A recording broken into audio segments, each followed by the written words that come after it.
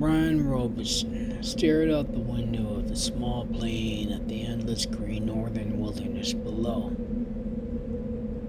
It was a small plane, a Cessna 406, a bush plane, and the engine was so loud, so roaring and consuming and loud, that it ruined any chance for conversation. Not that he had much to say.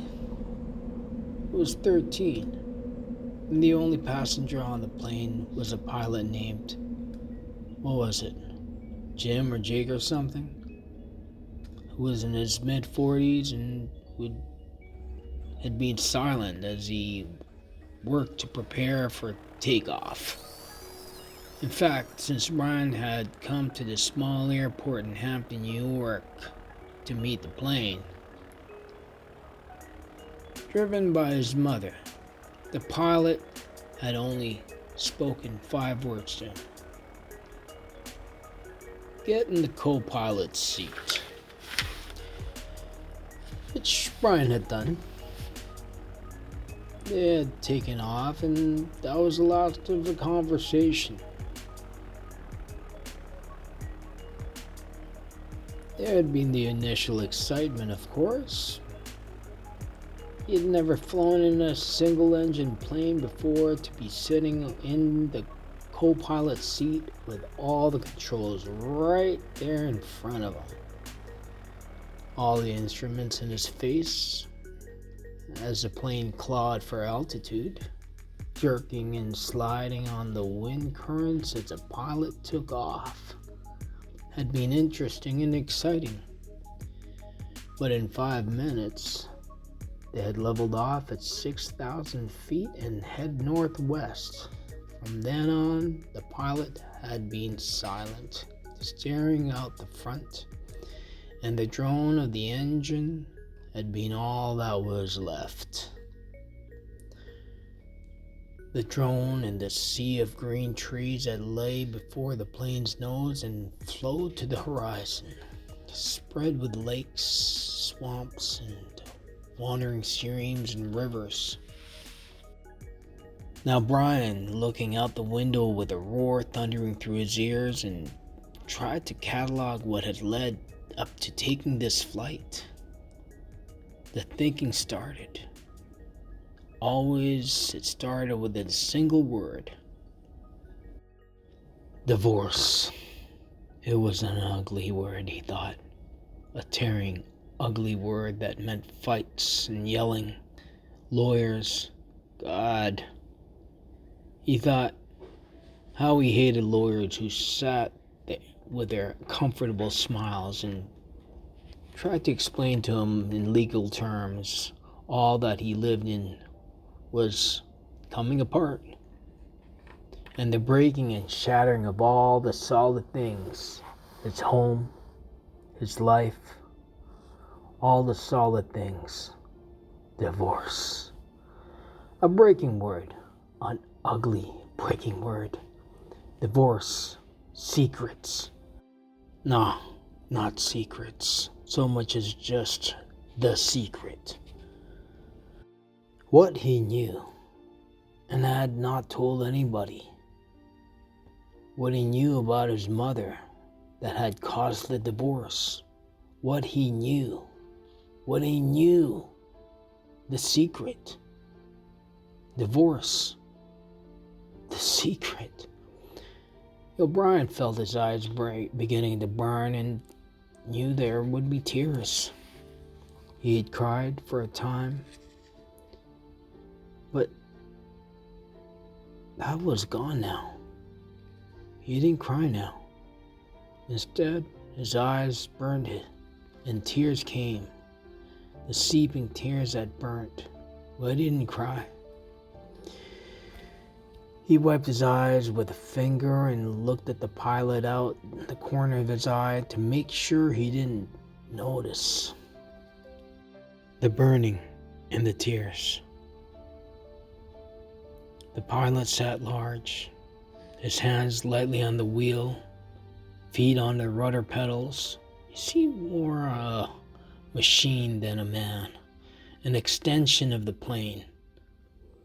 On the dashboard in front of Brian was the dials, switches, meters, knobs, levers, cranks, lights, handles that were wiggling and flickering, all indicating nothing that he understood, and the pilot seemed the same way.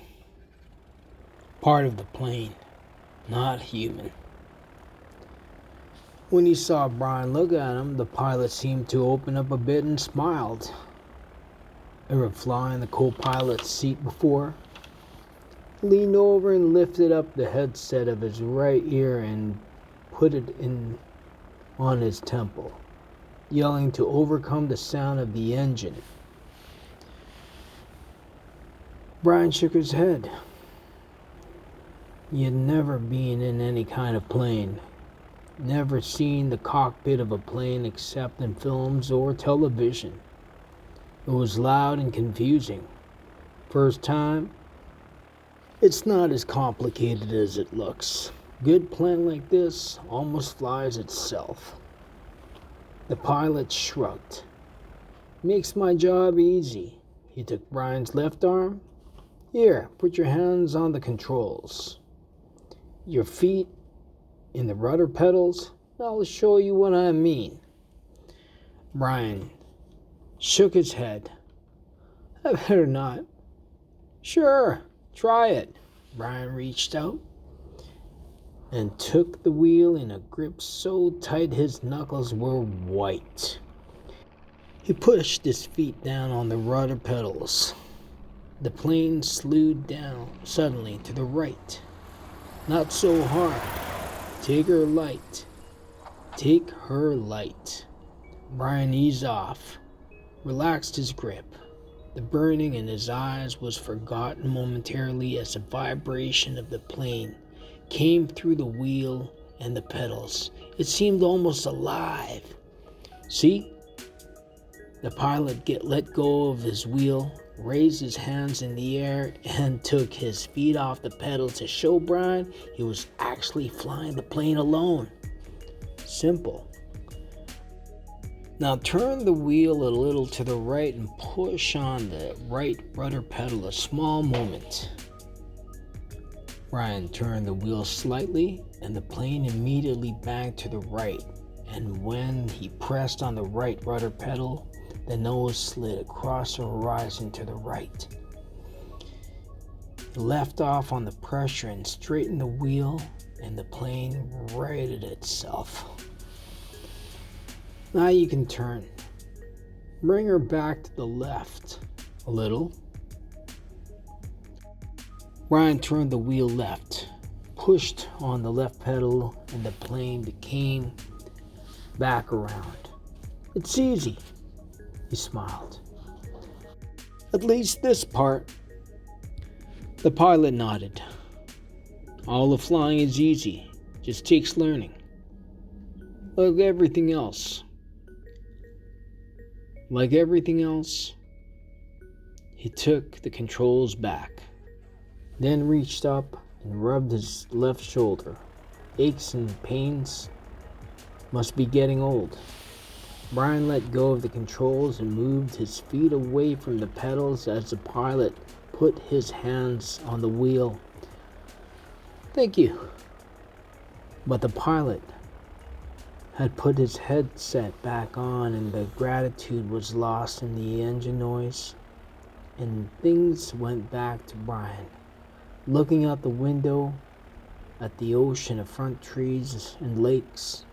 The burning eyes did not come back, but memories did, came flooding in. The words, always the words: divorce, the secret, fight, split. The big split Brian's father did not understand, as Brian did. Knew only that Brian's mother wanted to break the marriage apart. The split had come, and then the divorce. All so fast, and the court had left him with his mother, except for the summers. What the judge called visitation rights. So formal. Brian hated judges as he hated lawyers. judges that leaned over the bench and asked Brian if he understood where he was to live and why. Judges, with a caring look that meant nothing as lawyers said legal phrases that meant nothing.